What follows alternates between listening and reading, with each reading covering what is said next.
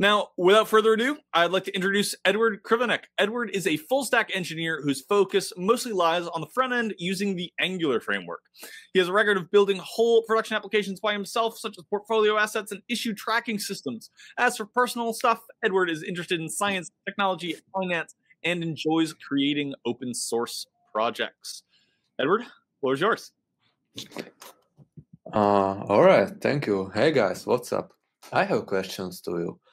Have you ever worked on the application where you didn't have to create any kind of form structure to get data from your clients or users? Well, unfortunately, me neither. That's why today we're gonna talk about how to implement a form structure in Angular. When you want to work with forms in Angular, you have basically two options. You can choose reactive forms that we as Angular developers in Bitovi tend to prefer, or some clients like to go with template-driven forms that we're going to talk about today because they are maybe easier to understand for the beginners. Either way, we will have a basic example that will need some data from our users, where I want to highlight the dog name field that will have some kind of validations, meaning that we cannot have two characters next to each other, so something like AA, BB will be invalid. And we also cannot have a numbers that will be an asynchronous validation. So you might interpret it as an API call to the server that will validate whether there is a number or not. But we can also toggle those validations with the buttons, so enable them and disable them. Okay, so far so good. So how to start? Well, first we have to create an interface that will match all the fields that we want to display in our UI. And then we have to create an object. In our case, it's called lovely form in our component that will implement that interface and initialize some default value that we want to display in our form. So in our case, the default values will be nothing. Second, if we don't do anything and we just display our form, what we will see that when we click the submit button, the whole website will start refreshing. To prevent that and initialize some like basic functionalities, we have to include the forms module from Angular/forms. But what's interesting though, like once we import this module into our component, what we will see is that when we console log the directives that are applied to our form, suddenly there will be 3 directives that by magic is started to appear on our form that are ng-no-validate, control status group, and ng-form. But this is interesting, like why is this even happened? We haven't done anything else, we just imported a module into our component and suddenly 3 directives appeared in our form. Well, let's dive a little bit deeper. Let's take a look at the source code of Angular, why this is exactly happened. When we take a look at the ng-form class, we will see that there is a selector that says form not ng-form group. Basically, it is saying that, hey, I want to select every form which don't have this ng-no-form directive. That basically qualifies our form. And once our form is selected, then all the logic that is inside this ng-form class will be applied to our form. One of those logic is this onSubmit method that on the line 302 will create a custom event emitter called ng-submit, and we can then listen to this event emitter once the user will click the submit button. Then we can perform whatever logic we want. And this whole onSubmit method will return a false statement that will basically prevent this site refreshing that we could see at the beginning. What is also interesting that this forms module has 2 exported statements. One of them is called shared directives, that are some shared functionalities that are shared between reactives and template-driven forms, because both of them are coming from the same API. So they have some shared functionalities such as min-max validators, email validators, etc.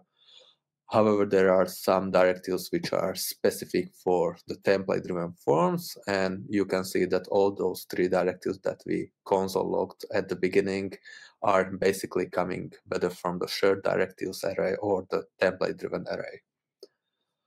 One directive that I want to highlight is the ng model directive. I want to highlight it because this directive is basically responsible for two-way data binding.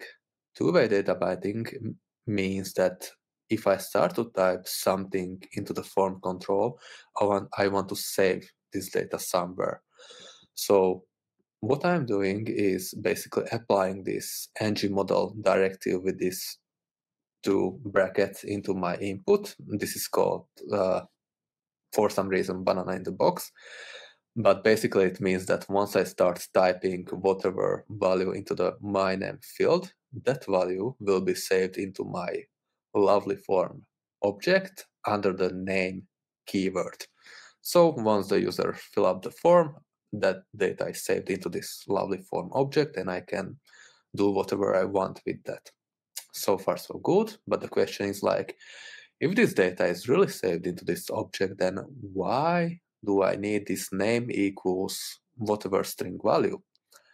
The reason for that is that on the line 140 is that under the hood, for every ng model that we apply to our input value, whether it's a select, checkbox, or input value, for every ng model, Angular creates a form control where whatever value we type into our control or input, it will be saved into this form control under a key that we provided into this name attribute. I mean, I know it sounds very confusing, so let's take a look at some example. And also, if we don't provide this name keyword, Angular will throw us a giant error, meaning that, hey, provide the name keyword or configure the standalone option to true. We will talk about what is standalone. So yeah, either way, we need the name keyword. So what is that? Taking a look at the example that I have my name field and I'm configuring it as a standalone. So meaning once I start typing whatever value into this form, that value will be saved into this object called lovely form under the name keyword. And when I console log the object, I will see that, hey, really the value that I typed into this field is saved under the name keyword. So why is this standalone there? What is it used? Standalone is used that if I have any kind of control that I don't care what value is typed into this control. I can use this configuration so that when I create a reference to my form called ng form, it can be called whatever, and I create a view child in my component where I read the ng form reference, and I console log the values that has been saved into this form, what I will see that every field that has been marked as a standalone equals true will no longer be part of this whole form structure, and whatever value is there, it will not be reflected into the values object when I console log the values from the form. However, it will be still, the key will be still there if I console log the initial object.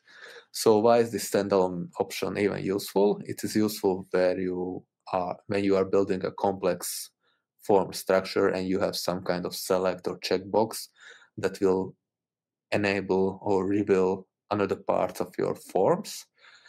However, you in the end don't really care about whether the user selected the checkbox or not. You don't want to send this data to the API server. You just want to show some additional controls. When it comes to validation, there are some built-in validation from Angular, such as required min-max length for input values.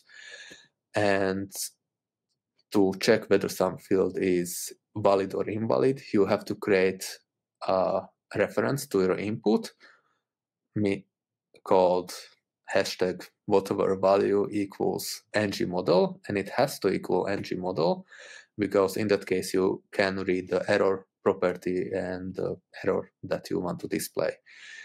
If you don't do this, something equals ng model, Angular will interpret it that you try to read the HTML input element from your input, but you don't want to do that. You want to read the ng model reference, not the HTML input reference. When it comes to validation, we might have two custom validation. On the left, we are checking whether we have the same character next to each other. So at the beginning, you could see that if we have something like AA, BB on the input, it was invalid. And the second and the right side, there is a asynchronous request. So you might interpret it as an API call to the server that will just check whether there is any number to the input field. So if there is any number, then the field will be invalid. When we read the documentation that for template-driven forms in Angular, we will see that there are two injection tokens that we can use.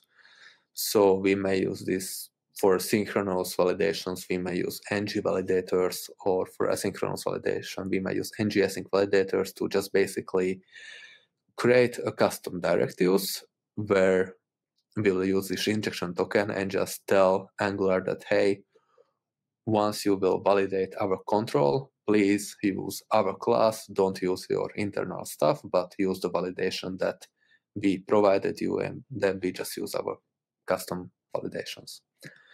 And after that, we will just attach our custom directives to the input field and then display the error if there is any. And suddenly it just starts to work. Awesome. You might have a scenario where you want to compare two fields, whether they are the same or not. So this might be something like email and confirmation email. So what you might create is a, once again, custom directive where you will have an input field which expect an array of ng model reference. So in our case, we are comparing whether two values are the same. If so, we will throw an error, and we will just expecting an input, an array of references to our input fields that we want to get the value from, and then just display if there is any kind of error. There is a little bit caveat when it comes to dynamic validation. So for example, we want to have a button that will toggle the validation. So if we put two characters next to each other, that the field will be invalid. However, you can disable these validations.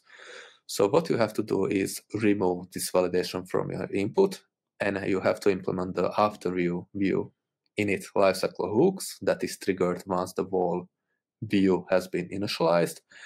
And in set timeout, get the reference from your input field.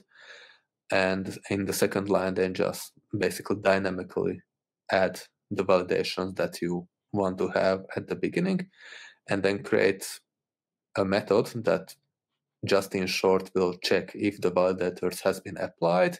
If so, then remove them. If not, then add them back again. And then going back to the form example, if I start typing something and I have two characters next to each other, the form will be invalid. However, I can have a button that will toggle this validation.